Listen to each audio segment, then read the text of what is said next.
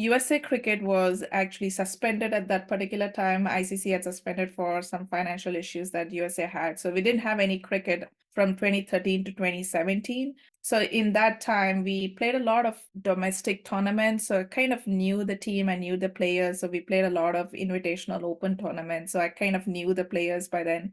They also knew that I had led a lot of teams in India before I moved over here.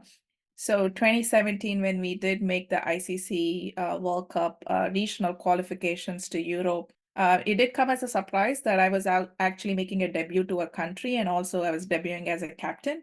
Definitely, it's an honor. When I started off playing cricket, I definitely dreamt about playing for a country and wearing a blue cap, and it just so happened USA is also a blue cap. I think it was, a destiny for me to be able to play a country. Namaskar, hello, welcome back to Good Vibe Show. This summer feels different in New York, and that's because cricket is in the air. Can you guess why? If you haven't yet, it's because the USA is co-hosting the 2024 T20 Men's International World Cup. We thought this would be a perfect moment to recognize the tremendous progress cricket has made in the USA and learn more about its journey from champions who have contributed immensely to the sport. Today we are honored to have with us Sindhu Sriharsha, a wicketkeeper batter from Livermore, California, and a prominent figure in women's cricket. Sindhu is celebrated for her contributions both on and off the field. Sindhu, originally from Bangalore, India, fell in love with cricket while playing street cricket as a child. With her parents' support, especially her mother's, she began formal coaching at 9. Recognized for her talent by former Indian batter Smita Harikrishna, she joined Karnataka's team, then the National Cricket Academy and India's under-21 team. In 2012, she moved to the USA. Her skills earned her a spot in the USA national women's team, where she became captain in 2017. She led the team to victories in 2 Americas qualifiers and even captained a team in the Fair Break Invitational Tournament, a rare achievement for an associate level player. Sindhu's leadership led the Warriors to a championship win in 2023, earning her global acclaim. A highlight of Sindhu's career in the 2019 ICC Americas T20 qualifier in Florida, where she made her World T20 debut. She was instrumental in leading the USA to victory in the qualifier, finishing as the leading run scorer of the series. Her contributions have been pivotal in the USA team's progress, including their participation in the 2019 ICC Women's World 2020 qualifier in Scotland and other international tournaments. Sindhu is also dedicated to nurturing the next generation of cricketers and is the founder of Aspire Cricket, a purpose-driven non-profit organization of international female cricketers, the first of its kind in the USA. Its mission is to lead the development and growth of women's cricket in the USA by making cricket inclusive and accessible to all girls and women. On this high note, please join me in welcoming a true champion, Sindhu Sriharsha. Hi Sindhu, welcome to Good Wife Show. So let's start from the beginning to know more about you. Can you tell us about your early experience with cricket in Bangalore and how you got into the sport? Yeah, first of all, thank you, Vandana, for calling me on the show. Definitely honored to be here and sharing my story with all of your listeners over here. Going back, it seems like another life of mine already.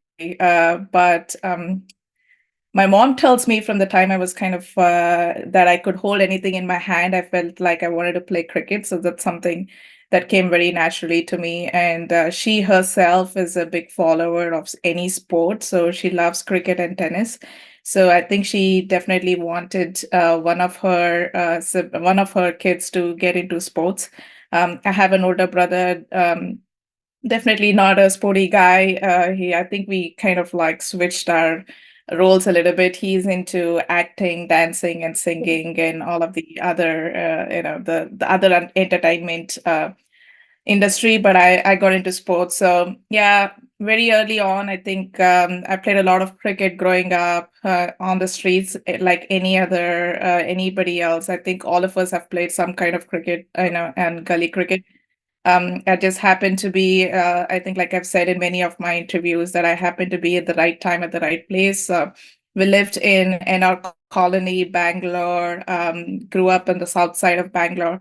There was a former cricketer already on the street that I grew up in, Smita Harikrishnan. So she just happened to see me on the streets playing and said that there is a formal coaching that you can join. And she kind of like introduced me to formal coaching, and my parents, who I have to give a lot of credit to, were from the beginning very supportive of both the kids, not just me, both me and my brother, that we had to be something different than what traditional upbringing is. I mean, they were okay with the studies that we did. They were okay if we were an average student, but they always said that they need to be something outside, like a holistic kind of a development as kids. So they were more than happy to kind of put me into that coaching camp, and there was since then there hasn't been looking back to it. Yeah. Wow, amazing. I know your parents encouraged you a lot to play cricket from a young age, especially your mother. So, do you want to share any fond memories from your childhood? Yeah, I think the fondest memory definitely, I think, is her. So I did when you join any academy or any kind of a sport, there is a lot of practice sessions that happen both in the morning and evening, and then in between you have school that you got to pick up. You got to go and do your schooling as well.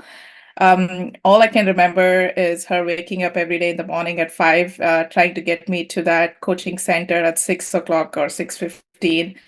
Put me there, then pick me back again at around 8:30, drop me back to school, and then pick me up again at 3 o'clock, put me back into the. So all she did on a daily basis was to just pick me up, moving me from one place to another while she was also working. So she was a stay-at-home mom, but she was able to do all of this for me, and that's kind of the fondest memories that I have. Anytime I came back to a tournament from a tournament or was in a tournament, I would call her. The first thing she always would ask me and still ask me is that, did you guys win or lose? It's not about what did you do. I think from the beginning, she always made sure that it was a team game. So some of the things that she kind of put into me was that, you might be putting in the effort, it's still a team game. So understanding that your performance is just a contribution to the team, but, ultimately it's about winning and losing. Yeah. Wow, it seems all your mother's dedication and hard work paid off because you are doing amazing in cricket. So, do you have I've like, always said Mhm. that it takes a village. Takes a village, just not my mom. I mean, I'm sure we'll get into it. Different people who've played a part in my life. So yeah, she's one of them. So who were your cricket idols when you were young? Any favorites? I am not kind of somebody who looks up to some of the bigger cricketers today, but I mostly for their skills, not as a personality. So I don't like star worshipping, but what I definitely followed was Rahul Dravid because he was a Bangalorean. Um, just his work ethics, because I kind of saw him very closely in Chinnaswamy Stadium. That was our home ground too. I played for Karnataka for close to 15 or 20 years of my life. So I saw him very closely, just knowing his work ethics and the kind of person he was, the simplicity, Yeah. and just played the sport for the sport and understood that everybody who played the sport was just doing it as their work. Like some of my friends or my husband works for a company and he's, as passionate as the same as me doing my work with cricket. So it's the same, and just understanding that it was just a sport at the end of the day, and there's bigger things in life. So I think I kind of learned that from him, Mm-hmm. having seen him closer. Off late, there are a few, and Gilchrist was another person that I followed from Australia. He was exactly the same like Dravid. I've read his book as well. So now having seen that and read that, I knew that, they both were, understood that cricket was just a part of their life and it was just a sport they loved so much. And they were just, they just lucky or had that gratitude that they were able to continue doing what they love so much and were able to ultimately make a living out of it. Great, yeah, and we all love Dravid, and I know he like sounds like a very cool person, very calm and composed. Yeah, definitely. That's how he was when we used to see him on the field or off the field. He meant business. He came there just to do his work, and once he was finished his work, he just packed his bag and he left. He was very sure of what he was doing, and he knew what he wanted out of those 3 hours or 4 hours he was on the field or off the field. So I've just kind of like seen him up close. So yeah, everybody will appreciate for who he is today. And I don't think anything has changed today as well. We see him on TV as a coach for, Indian men's team and any IPL team that he coached before. So it's just been the same. He's remained the same no matter what. Yeah. Yep, absolutely. So moving on, Sindhu, how moving to the USA impacted your cricket career? Yeah, very good question again. I want to say that I didn't actually move to US to play cricket. I in fact had quit cricket in the US in India before I moved over to the US. So my husband was relocated to here. So he was working here, lived here in the US. So I just moved here as a relocation. In fact, came here without any of my cricket equipment because I'd stopped playing cricket for almost 2 years before I got married. Came over here like any other person you talk to, coming on a dependent visa into a foreign country. You cannot work, so I had to find something that to keep me um, kind of engaged during the day, or keep me something to do in a new country. And it was a way for me to get into the culture of the new country. And my husband at that time was just kind of keen on wanting me to start back cricket. So I just, happened to meet some of them, meet online, in fact, and I just looked up cricket in California. So I live in California, San Francisco, Bay Area. So I just looked up and, I found some number, called them, and I said, hey, I'm interested to play. So, and once they heard my resume, they were like, oh, please come on and, just play with us. So cricket, when I started off in the US 10 years back, was a very social kind of a cricket. There was so much more fun.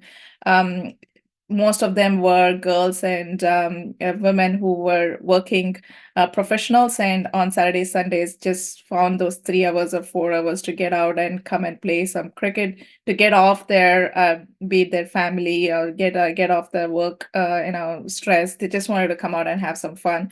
So what I rediscovered when I started playing, cricket, or picked up my bat again in 2013, was that I understood the fun of the factor of why in fact, started playing cricket at the age of 9.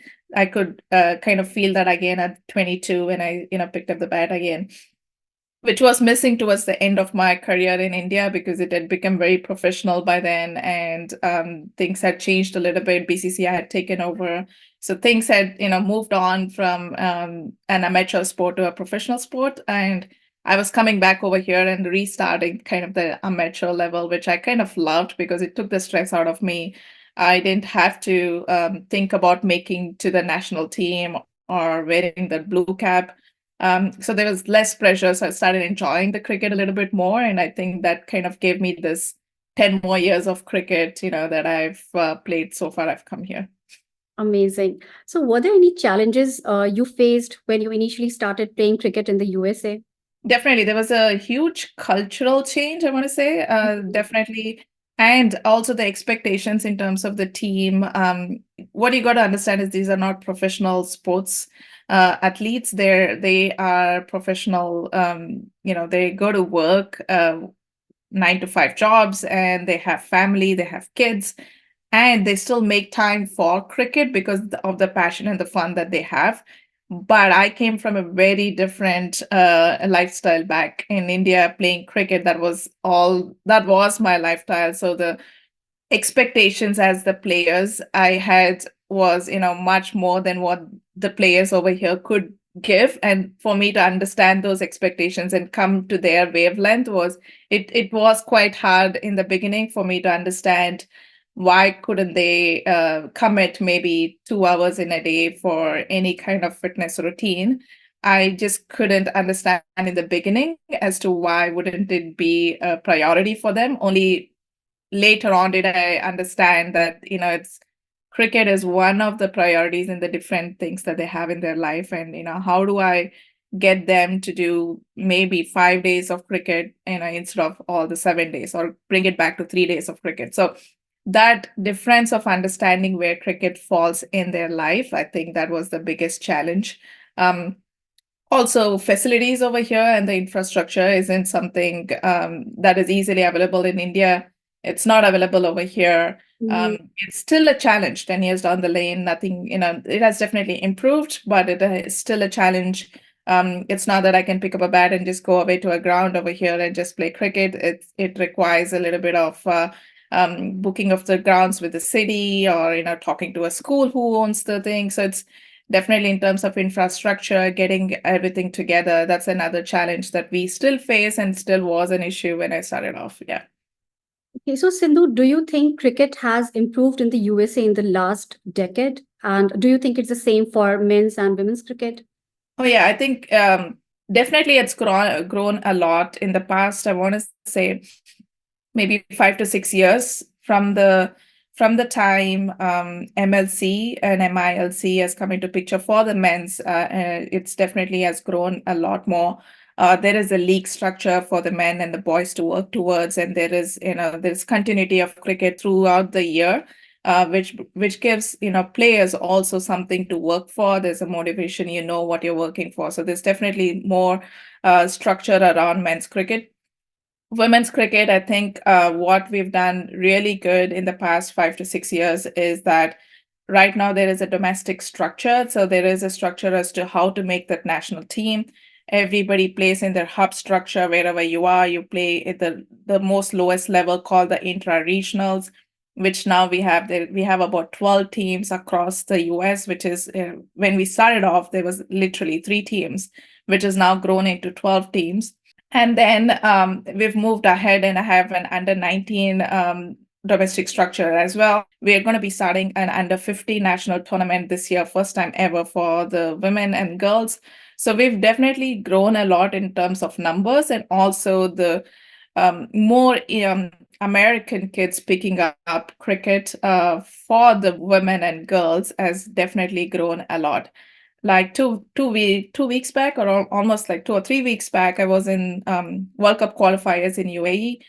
USA was participating in the World Cup qualifiers, and our average age of the team was 18 years. So that speaks a lot for what the team is, right? I mean, we definitely have made sure that we have a good bench and good number of youngsters coming into the team. And like I was saying, we had 12 teenagers under the age of 18. So we had 18, almost 12 of them in this 15-member team who were still minors. So look at the investment as USA Cricket we are doing on these kids. Are like they can give back to the cricket for the next 10 to 12 years almost. They're only 15 or 16 years old. So I think we've definitely, on those terms, we've definitely grown a lot in women's and girls cricket.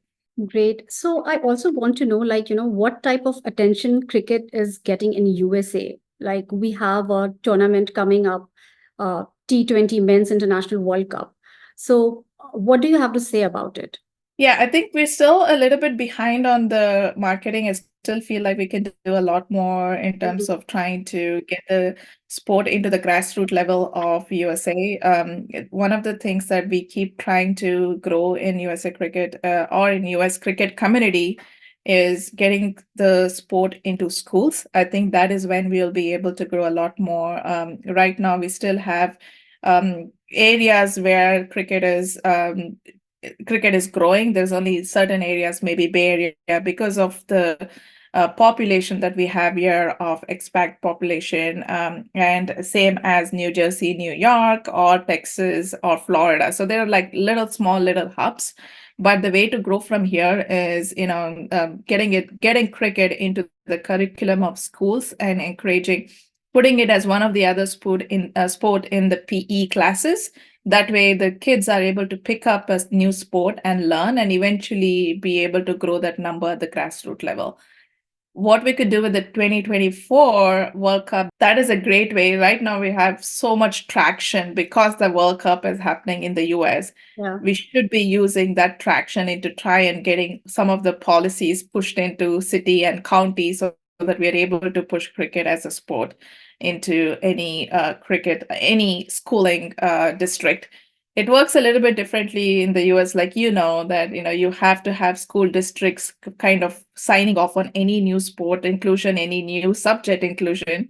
So this is probably the way that, because of the traction we're going to have with the T20 World Cup, to try and build those up. And I think it all falls into our hands, not ICC really. It should fall on our hands, because we are the ones in the community that we should be building from. from what we get out of 2024. Okay. Yeah. And now coming back to your cricketing career. So would love to hear about the experience of you becoming the captain of USA national women's team.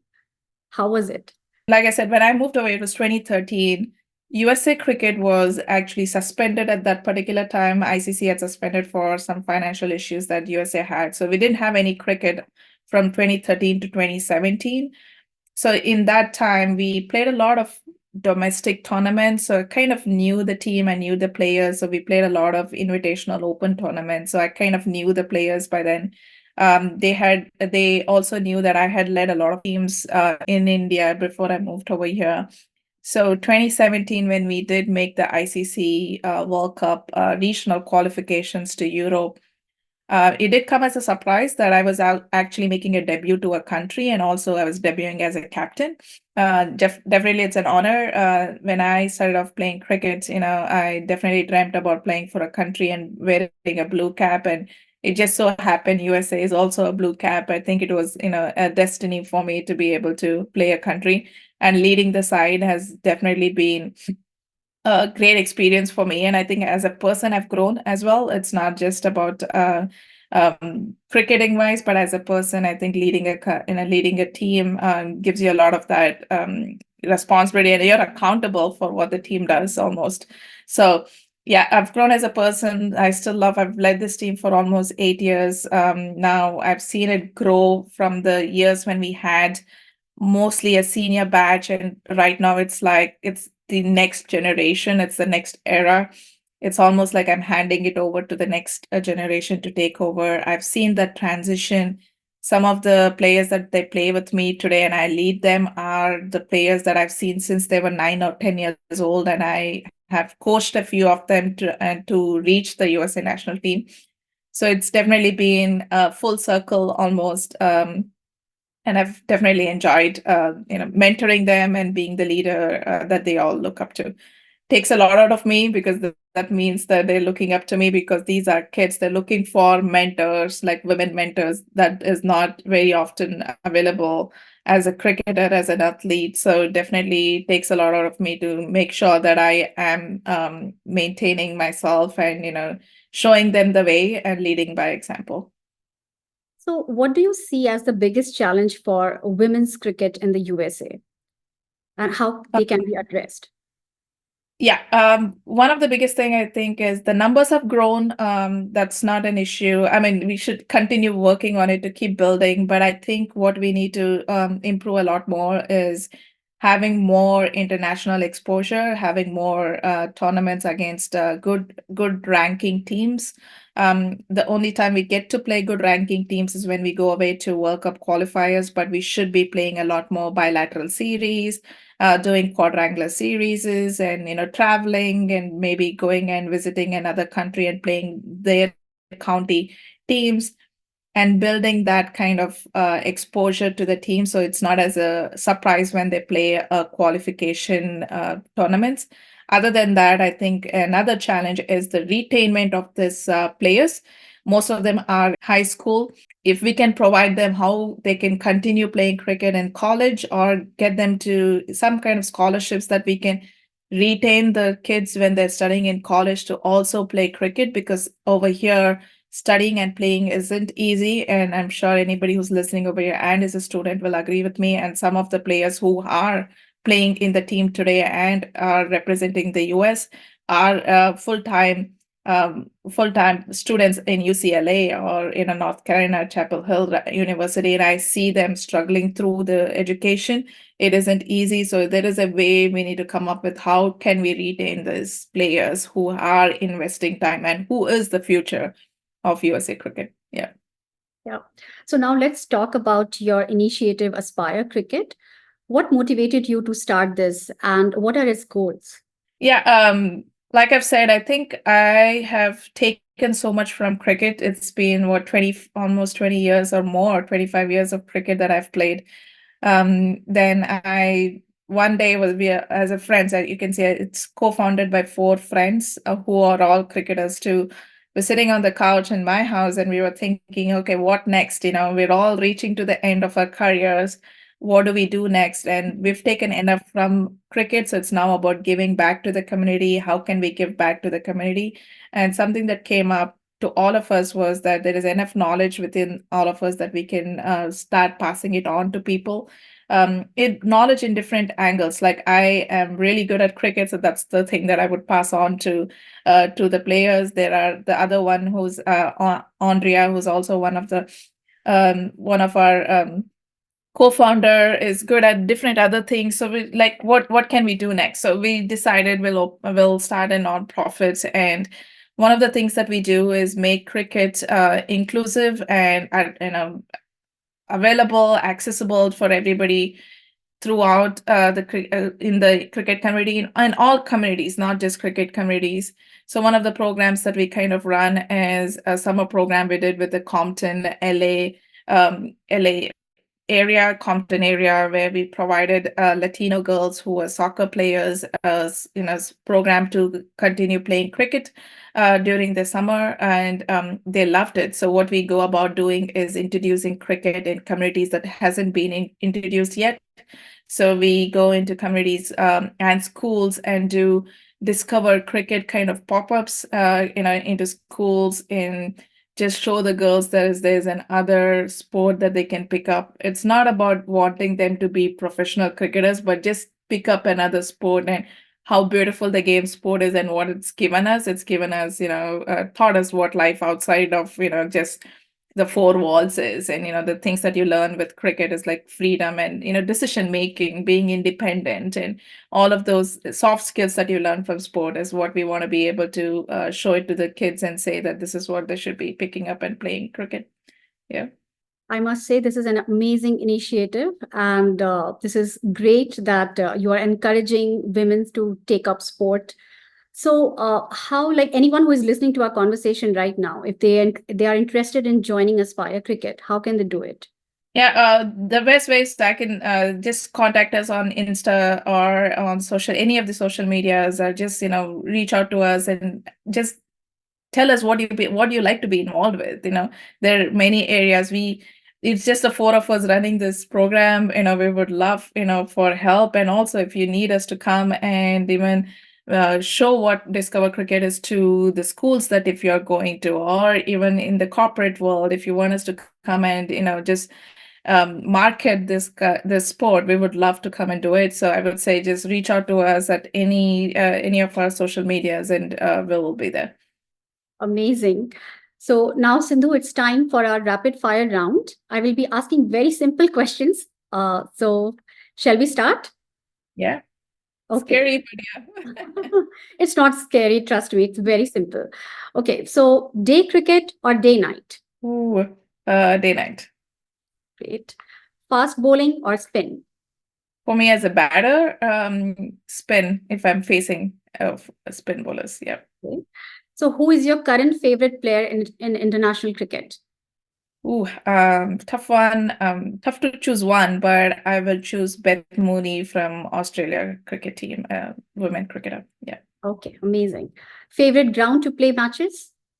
If I have to pick one, it will be Dubai International Stadium, which I just came back playing from. Yeah. Great. Most memorable moment till date in cricketing career? All of the Americas that we have won. 2019 was the first time that we won the tournament against Canada, 2021 in Mexico, and 2024 in LA. LA has to be special because it was in our home grounds, and we had the entire family and the whole community out there supporting us. And when we won that tournament on the last ball was just amazing. Wow. Favorite food? Ooh, sushi. Last movie or TV show that you watched? Ooh, okay. I'm watching Hiramandi right now. And the ones that I finished is I love This Is Us. Mm-hmm. And my one time all time favorite to go to is One Tree Hill. It's about basketball and kids coming of age. It's amazing. I keep rewatching it multiple times. So I am an avid watcher of TV series. Yeah. Okay, great. So what other sport you would have played had it not been cricket? That's a tough one. I think tennis. There was a time when I did try playing tennis as well as when I was younger, maybe 11 or 12 years. I decided I wanted to be a tennis player and not cricket player. So I tried that for maybe a couple of months and then came back to cricket. Yeah. Okay, so this is going to be the last one. Any pre-match ritual that you follow? Oh my God. So, for listeners who have not seen my previous podcast, I can go on about this, but very early on, I made a list about it. I think I had 27 things or 28 things that I had to do before I felt like I was match ready. I was quite superstitious, but over the years, I have cut that down. And any of the young readers, young listeners who are listening to me, it takes it takes your focus away from the sport. So please do not have any superstitions. Routines are different, superstitions are different.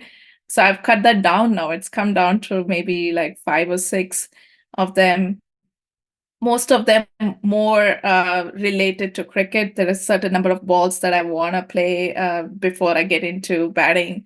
I wear my left pad first. So it's just like simple things like that. But it's been a journey. I can do a podcast on that itself.